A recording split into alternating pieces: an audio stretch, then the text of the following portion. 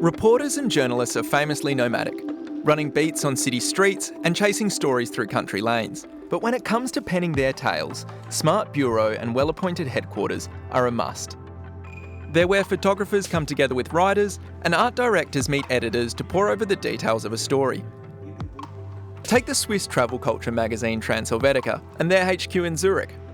Quite aptly, it occupies a former train station building. The people that work here, they come from all over Switzerland, and then we have a lot of freelancers.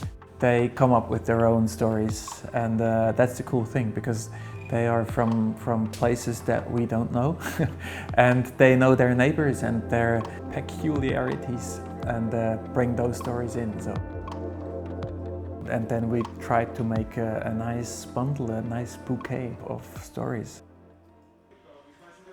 The challenge, though, is how to fund these ideas.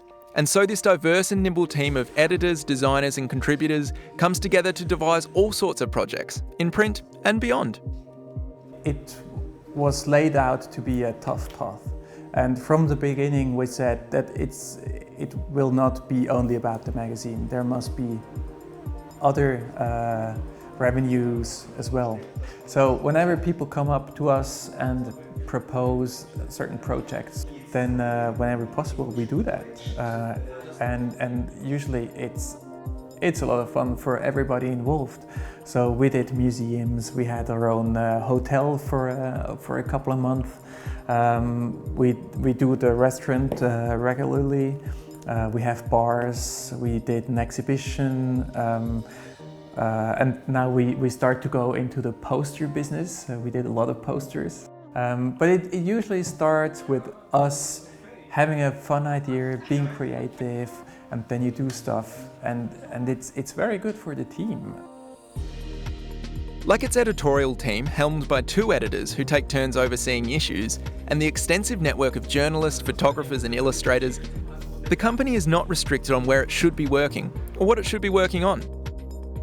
It's a model that other media companies would be wise to consider, one that ensures they can play a role in the life of the country whose stories they so beautifully tell. I think it's very important that we don't restrict ourselves to certain things. It's not a culture magazine, but there is a lot of culture. It's not a sports and outdoor magazine, but obviously people want to go out. It's about architecture, it's about people, it's about economy, and I want to bring all that together because this is what makes a nice escape. For further proof of this multi-pronged approach to media, take a short hop over to the UK, where Spiritland and its production arm, the aptly named Spiritland Productions, have been plying their trade out of London.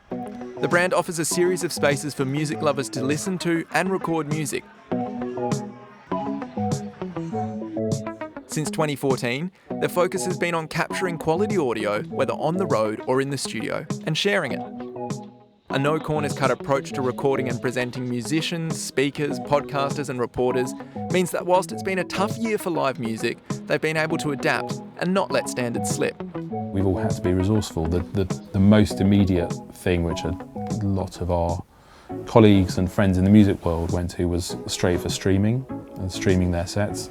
It didn't really work for us because part of Spiritland is the listening experience and the sort of sensory revelation of being in a room with this incredible sound system and the drinks and the lighting and the food and the service and all the elements around it.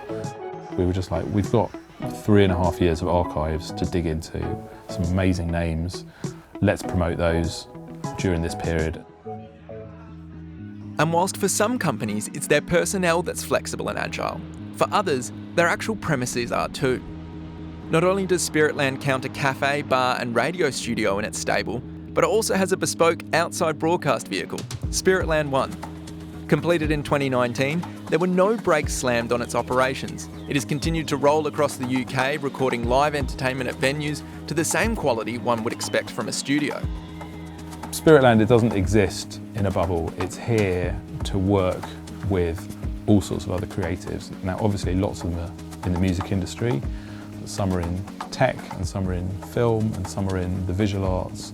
So we can do that within this studio or our location, but having a van and a vehicle means we can get out and do it with anyone around the world at the very highest level. The theme that ties all of Spiritland's workplaces together is an emphasis on quality. Every part of their working environment is considered and polished. It means that regardless of whether the Spiritland team is on the road or in the recording studio, the output and enjoyment is never compromised. We said, right, we're going to do retail, but we're going to give it the same love that we've given in this venue, or we're going to do radio production, but with no holds barred, create really, incredible systems and vehicles and places to record this music. It all came from the same thing, which is, let's give this music the love and respect it deserves, rather than kind of churning it out and treating it like a sort of, a facility, a product. The best tales then are not covered from a desk chair, but rather told and recorded from the field, and put together in a fine mobile studio or back at a tastefully appointed office. They're best enjoyed in a cool bar or cosy cafe, and even better if it's one that those journalists, artists, reporters and recorders have helped to shape.